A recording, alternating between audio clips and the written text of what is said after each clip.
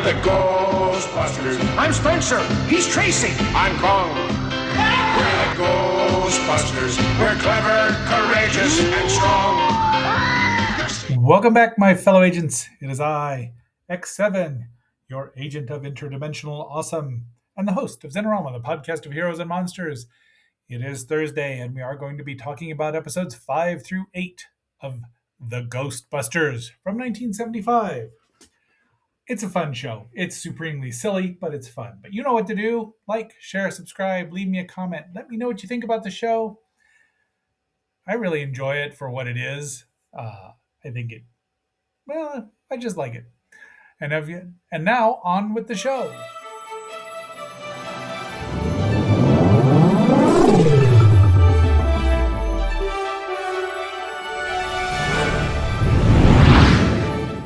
Our first episode is The Flying Dutchman. Now, again, none of these had titles, so I just, on screen, they had them for production notes, apparently. So, the captain of the Flying Dutchman and his sidekick, that's Stanley Adams as the Flying Dutchman, Phil Bruns as his sidekick, they take up residence in an old castle. Guess which one? And they're looking for 2 new crewmen, one to be swab the decks and one to be a cook. And so there's a running joke here. There's the castle. Guess who they go and find? Somebody who's cleaning, swabbing, and Kong is reading something. And guess who's cooking? Tracy is. So he's got a big old bag of rock salt. Off they go to get their new assignment from Zero. And Lockler's Groceries and Sport Shop Hardware. Odd combination. The chicken blows up so they don't have to cook barbecue chicken tonight. And meanwhile, they've taken up residence and the captain seems to think it's a ship. And so does Moby Dick. That's him spraying the captain. This is a running joke throughout the entire episode. They yell at Moby and call him a guppy a lot. And they find these 3 boobs, the Ghostbusters, and he wants him to be the cook, but he can also play the flute, and he does a jig, captures himself, so they run past each other. These are all vaudeville acts. All this stuff is just, slapstick without being Stooge level slapstick. Unfortunately, Tracy leaves the ghost bag, the bag of their paraphernalia, in the graveyard. All night, nobody goes and steals it. He opens up his magic drawing board. You'd think he was Harold with his magic crayon. I think it was Harold. Sure, it was a major influence on Calvin and Hobbes. Pulls out a galleon, and then they get that, and Moby sprays the captain again, and then eats his pillows. Off they go. And here, so Spencer and Tracy, see what I did there, go to pretend that they want to get hired. But unfortunately, the captain knows they're not ghosts, but he's going to they will be soon. There's the anchor. See, there he says, I don't think they're ghosts. Gets sprayed again. Oh, except not by Moby, but by Spencer. I don't even remember what Cookie calls him Cookie, because everyone calls the cook Cookie in every show from the, say, 20s to the 60s. Kong has retrieved the bag, but he gets netted. And then he gets free. He zaps Moby shows up again. They get zapped. Off they go. And then Moby shows up in the middle of the city and sprays Kong. It's like, whatever. Episode 6, The Dummy's Revenge. The dummy is Tim Herbert. And I don't know who Brian Berlin is, but it might be the little boy that plays the dummy later on. Spoiler alert. Says the only way to stop a phantom, because he's a phantom, not a ghost, is to remove his mask. And so they're looking for Slappy, Maxie, and Ninjitsky, 3 vaudevillians who wronged them in the past, and one wore an ape suit, so guess who they think they are? Lots of jokes about him moving his lips with the dummy. Tim Herbert, really good at this. He was a vaudevillian. And now they do a little soft shoe. Off they go. Now this time Kong, interestingly, is with them to go on their assignment. But they're going to stop by the dance studio so they can polish up their act. And they're like, it's got to be them. They drop Kong off to get a haircut, and these two go get the assignment, which of course blows up. And they don't know what it exactly is. But they are sure they found him, even though the dummy says they're Ghostbusters. They ain't Slapsy, Maxie, and Nijinsky. Notice how Kong is wearing a World War One fighter helmet. They show up to teach him dances. It's like, I think those guys were the ghosts. We got a shtick with the... there wasn't a shtick with the drawers, but Tracy threatens it with a sledgehammer, and it shoots out the file and everything right away. Smart chest of drawers. There's a new running joke is that they mention somebody like Aladdin, and he comes out, and this will happen in another episode. Kong tries to zap him, but they can't dematerialize him unless they take the mask off. They do a little soft shoe. They're hiding. Oh, we found out what the trick is. They unmask the Phantom, and suddenly his dummy turns into a real boy. Where's Jiminy Cricket? And then he goes away. And they all laugh. The Moosehead talks to Kong, and they're just giggling. So they're responsible for it. Now it's time for intermission. If I can get to the right page. You are watching Xenorama, the podcast of heroes and monsters on KXNO, part of the Xenorama Broadcasting Network. We now return you to our regularly scheduled program. All right, episode 7, A Worthless Gauze. That is Egyptian Queen Phora and her mummy, who walks a lot like Karis. So we're just going to call him Karis, maybe Karis Jr. She is looking for the evil ape, or the ape sorcerer Simius, who can bring them the secret of immortality, who was possessed by Spenza. So we all know what this is going to entail. The queen is played by Barbara Rhodes, and probably Richard Balen plays the mummy. Barbara Rhodes was in The Shakiest Gun in the West, among many other things. I'm looking at her movies. It's the only one she was in Scream, Blackula Scream. I think that's the sequel. Harry and Tonto, The Goodbye Girl. A lot of movies. But she was on a lot of television. $6 Million Man, Columbo, which my sainted mother loves. The Love Boat. Quark, of all things, as Princess Karna. Eight episodes, and the nerds think it's wonderful. I didn't think it was that funny. Maybe we'll review Quark someday. There she is. And guess where she takes up residence?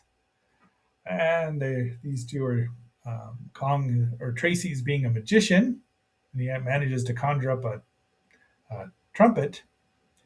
Kong is practicing his disguise, so is Tracy. And it's Kong's birthday. So now they're going out to get the secret. So that means that's not out to lunch. That's home sweet home, according to the queen. Kong draws a bunch of stuff. They can't read it because it's an ape drawing. So off they go to get their assignment. Tracy magically puts Spencer in the driver's seat, but still ends up in the short end of the stick with the message from Zero. So now they found the sorcerer Simios, and then they go and investigate him. It's a queen in a castle. That's his note from Goldilocks for Tracy. More magic, and she is tall. Karis Jr. comes in, threatens them, but if he touches anything, they'll turn into mummies. They'll be mummified, and we can't have that happen because Spenza knows the incantation for immortality. They tell him, off they go into the graveyard. Somehow, Tracy's got $1 million in his bag, and Billy the Kid shows up. See what I mean by running joke? His new sign says out to lunch because he misunderstood going out to meet them. And there's Lucy Moonlight again. Tombstone. Kong finally sees the ghosts. I just like the shot. And more shenanigans. And he's threatening to touch everyone now. They put it on her. Karis Jr. knocks himself out. Does some magic. And they zap him. But the mummy dust stops the zapper. Tracy says gives him a note that says there's a mummy in a moth because, he doesn't want a moth to eat his wrapping. Ha ha ha, everyone laughs. Oh, it's my birthday. But unfortunately, they made themselves disappear, so they ain't there. Maybe they ain't there. And our final episode is Which is Which? And I should have had the Glue Girls ready to go here, but I do not. Are you a good witch or a bad witch? It stars Hunts Hall, the former Bowery Dead End Kids, Bowery Boys, and then it's Anne Morgan Quilbert as the witch, and then we'll see Lee Christian as Salem. And I don't mean Salem from Sabrina, the teenage witch. Tracy is cheating at checkers. More shenanigans.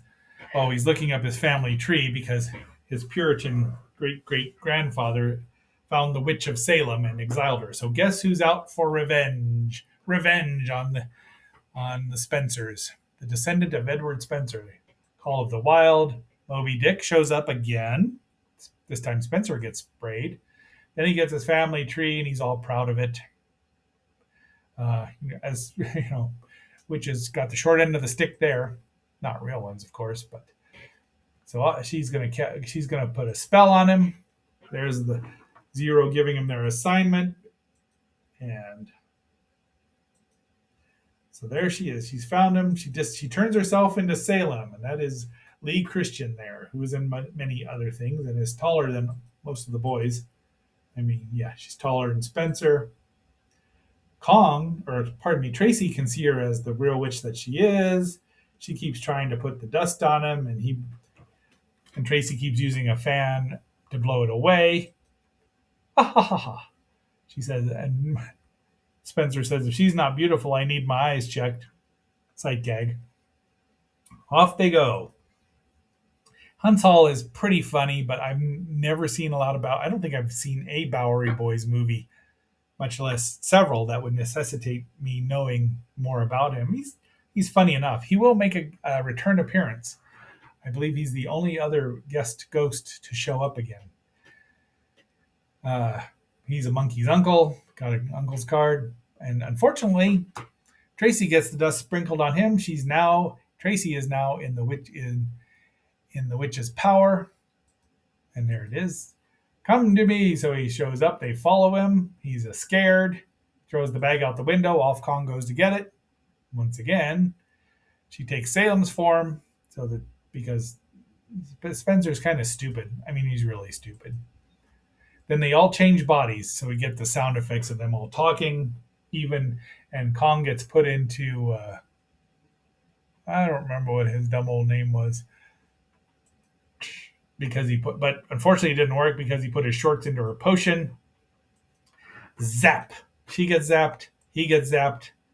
But unfortunately, these two have a little bit of each other, left in them. And Kong does a soft shoe when he hears a ragtime shuffle. Do, do, do, do. So again, it's 4 episodes. They're fun for a 10-year-old on a Saturday morning, 10-and-a-half-year-old for that matter. And they're still fun because it's all old shtick, and I'm glad that they tried. I don't know what they were thinking. Something that was 40 years old at the time, 30 or 40, was going to play with 10-year-olds. But, you know what to do if you're leaving. Space Ghost battles the most sinister villains in the universe. Don't miss the new 6-part adventure of Space Ghost. With special appearances by Moby Dick, Mytor, Shazam, the Herculoids.